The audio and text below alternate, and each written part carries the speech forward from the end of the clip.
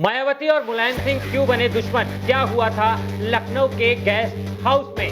क्यों छोड़ दिया मायावती ने साड़ी पहनना? गेस्ट हाउस कांड के बाद किसे मिली सजा? मायावती ने क्यों लिया मुलायम सिंह पर किया केस वापस? मायावती और मुलायम के बीच ऐसा क्या हुआ था जिसने यूपी की राजनीति में भूचाल ला दिया?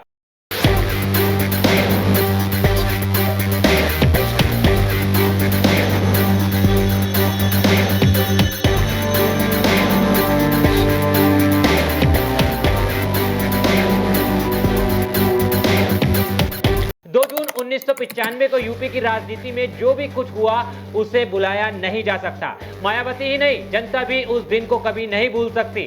उस दिन उन्मादी भीड़ ने सबक सिखाने के नाम पर बीएसपी सुप्रीमो की आबरू पर हमला करने का प्रयास किया। उत्तर प्रदेश की राजनीति में इस कांड को गेस्ट हाउस कहा जाता है। यह घटना प्रदेश ही नहीं बल्कि देश के माथे पर भी कलंक के तौर पर याद की जाती है। उत्तर प्रदेश के पूर्व मुख्यमंत्री और समाजवादी पार्टी के संस्थापक मुलायम सिंह यादव का 10 अक्टूबर साल 2022 को निधन हो गया है। मुलायम सिंह ने अपने लंबे राजनीतिक करियर में जहां खूब नाम कमाया तो वहीं उनके दामन पर कुछ दाग भी लगे हैं। ऐसा ही एक राजनीतिक किस्सा है गेस्ट हाउस कांड का, जिसने यूपी की राजनीति में चिर परिचित मायावती और उनके बीच दुश्मनी को जन्म दे दिया। जानेंगे आज की वीडियो में क्या था गेस्ट हाउस कांड। नमस्कार दोस्तों, मैं हूं आपके साथ ऋषभ चौहान।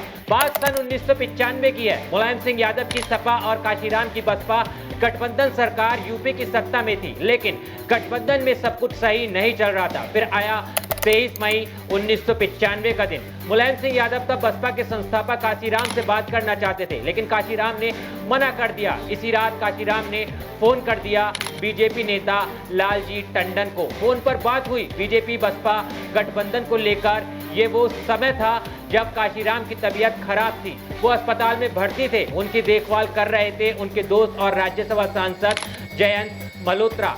साथ में मायावती भी थी। तब काशीराम ने मायावती को बुलाया और उनसे पूछा कि क्या वो सूबे की सीएम बनेंगी। काशीराम ने मायावती को बीजेपी के समर्थन वाले लेटर भी दिखाए। इसके बाद 1 जून 1995 को मायावती पहुंची और सपा बसपा के 1.5 साल पुराने गठबंधन को खत्म करने की जानकारी राज्यपाल मोतीलाल वोरा को भेज दी। राज्यपाल को लिखी चिट्ठी में मायावती ने सपा से समर्थन वापस लेने के साथ ही बीजेपी के साथ सरकार बनाने का दावा भी पेश किया। फिर आया 2 जून 1995 का दिन। इस तारीख को यूपी की राजनीतिक इतिहास का काला दिन कहा जाता है। इस दिन मायावती लखनऊ में ही स्टेट गेस्ट हाउस में बसपा विधायकों के साथ मीटिंग कर रही थी। उधर समर्थन वापसी की सूचना से आग बबूला हुए मुलायम सिंह यादव ने अपने समर्थकों को गेस्ट हाउस भेज दिया। इन समर्थकों को एक टास्क दिया गया। उस समय बसपा के एक बागी नेता राज बहादुर के नेतृत्व में पहले ही 12 विधायक टूटकर सपा के समर्थन में आ चुके थे, लेकिन दल बदल कानून के चलते बसपा के 67 में से कम 1/3 उस समय के नियम के मुताबिक विधायकों का टूटना जरूरी था। बस मुलायम ने समर्थकों को टास्क दिया कि कुछ विधायकों को समझाकर या धमकाकर अपनी तरफ करना है। मुलायम समर्थक बाहुबलियों की ये फौज पहुंच गई। गेस्ट हाउस में करीब 4 बजे से हिंसा शुरू हुई और 2 घंटे तक चली। इस हिंसा में सपा और बसपा दोनों दलों के कई समर्थक घायल हो गए। बसपा विधायकों ने आरोप लगाया कि गेस्ट हाउस के कॉन्फ्रेंस रूम में कुछ विधायकों का अपहरण करने की कोशिश की गई। बाहुबलियों की ये फौज जब गेस्ट हाउस पहुंची तो वहां एक कमरे में मायावती अपने समर्थकों के साथ थी। भीड़ के बारे में जानकारी मिलने पर कमरे का गेट अंदर से बंद कर लिया गया तो सपा समर्थकों ने गेट पीटना शुरू कर दिया। मायावती को जहां जाति सूचक और लिंग सूचक गालियां दी गई, उन्हें जान से मारने की धमकी भी दी गई। बताया जाता है कि उस समय वहां मौजूद यूपी पुलिस के जवानों को मुख्यमंत्री मुलायम सिंह का सीधा निर्देश था कि सपा समर्थकों पर सख्त कार्रवाई न की जाए। उस समय के कुछ प्रत्यक्षदर्शी बताते हैं कि वरिष्ठ पुलिस अधीक्षक ओपी सिंह वहां मौजूद थे, जो हमले को रोकने के बजाय सिगरेट पी रहे थे। इसके बाद शाम के समय लखनऊ के जिलाधिकारी राजीव खैर गेस्ट हाउस पहुंचे। उन्होंने मुख्यमंत्री मुलायम सिंह के मौखिक आदेशों को नहीं माना। डीएम ने पुलिस की मदद से बड़ी मुश्किल से वहां से भीड़ को हटाया। अब तक राज्यपाल तक की पूरी सूचना पहुंच गई थी। ऐसे में एक्स्ट्रा पुलिस फोर्स मौके पर पहुंची, तब जाकर लाठी चार्ज हुआ और सपा समर्थकों को खदेड़ा गया। फिर मायावती कमरे से बाहर आए, ये सुनिश्चित होने के बाद कि सपा के कार्यकर्ता चले गए हैं। इधर मुख्यमंत्री मुलायम सिंह यादव का आदेश न मानने वाले जिलाधिकारी राजीव खैर का उसी रात 11 बजे ट्रांसफर कर दिया गया।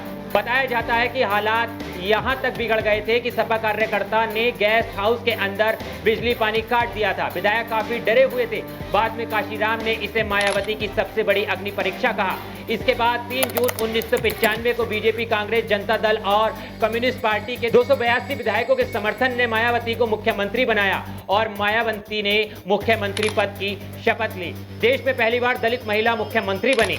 इस कांड के बाद मायावती और मुलायम सिंह के बीच एक राजनीतिक लकीर खींच गई। मायावती ने इसके बाद कई बार अपनी रैलियों में इस कांड का जिक्र किया। इसका जिक्र करते हुए हमेशा उनके चेहरे पर एक गुस्सा आ जाता था। मायावती ने अपनी आत्मकथा मेरा संघर्षमय जीवन एवं बहुजन समाज मूवमेंट का सफरनामा में लिखा कि मुलायम सिंह का आपराधिक चरित्र उस समय सामने आया जब उन्होंने स्टेट गेस्ट हाउस में मुझे मरवाने की कोशिश करवाई।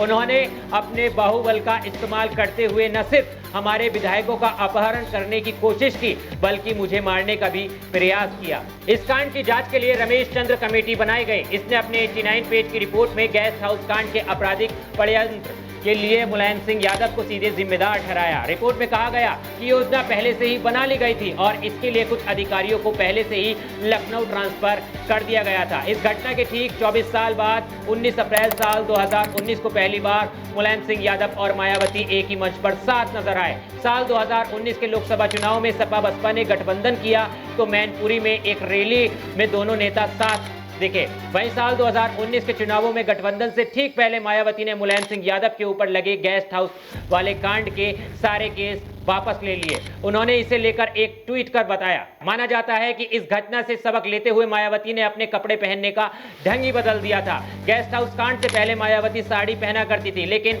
उसके बाद उन्होंने सलवार सूट पहनना शुरू कर दिया और इस कांड के बाद मायावती पहली बार मुख्यमंत्री भी बनी। लेकिन गेस्ट हाउस कांड के बारे में आपकी क्या राय है? आप क्या सोचते हैं? उस समय जो समाजवादी पार्टी ने बसपा के साथ किया था वो कितना सही था, कितना गलत था? एक बार कमेंट्स में जरूर बताना और इसी तरह के मुद्दों के लिए मेरे साथ जुड़े रहना। मिलता हूं आपसे किसी और वीडियो में। जय हिंद।